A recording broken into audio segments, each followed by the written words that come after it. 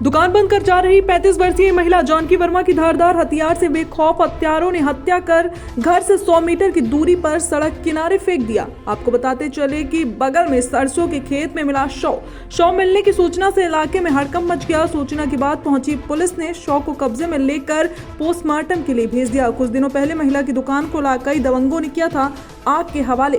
मरम्मत के बाद 2 दिन से दुकान खोल रही थी मृतका। आसपुर देवशरा थाने के भाटपट्टी गांव की घटना के संबंध में बताया जा रहा है कि आसपुर देवशरा थाने इलाके के भाटपट्टी में स्थित बाजार में महेंद्र वर्मा दुकान खोलकर जीवन बसर कर रहा था।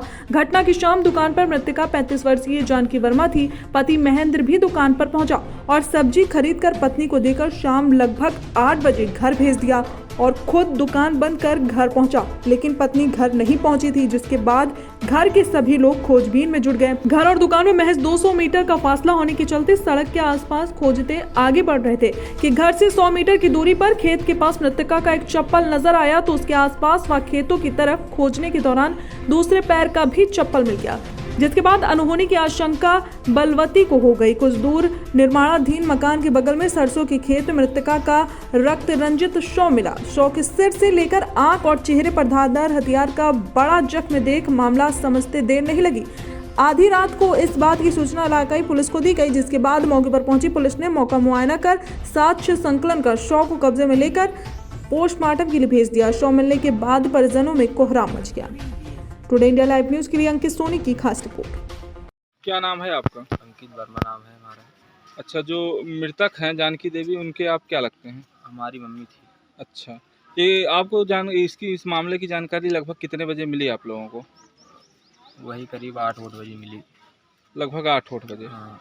तो आपको कैसे, मतलब इस मामले की जानकारी पहले से गायब थी या कैसे, क्या मामला था पूरा? दुकान से शाम को 6 बजे निकली घर को आने के लिए।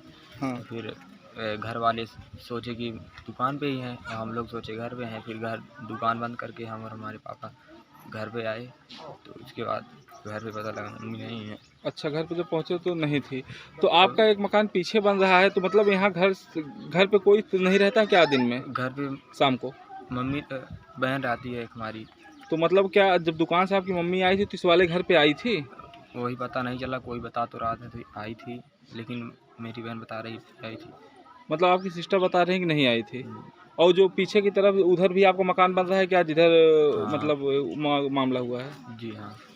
अच्छा, तो मतलब उधर इसकी घटना की जानकारी आप लोग कितने बजे मिली? वही 8 बजे मिली। फिर हम लोग यहाँ से फिर गए, ढूंढ रहे थे। फिर वहाँ पे यहाँ से करीब 50 मीटर की दूरी पे एक घर बना था, वहाँ उसी के पीछे मम्मी मेरी लाश मिली। अच्छा, नहीं मकान। तो इसकी जानकारी पुलिस यहाँ कितने बजे आ गई थी लगभग? पुलिस वही करीब उसके 15-20 मिनट बाद यहाँ पे आ गई थी। अच्छा, 8-8:30 बजे। ठीक। तो बॉडी पीएम के लिए पुलिस वाले भेज दिए हैं। ओके, धन्यवाद। कल देवसरा इलाके में हत्या हुई है, क्या है?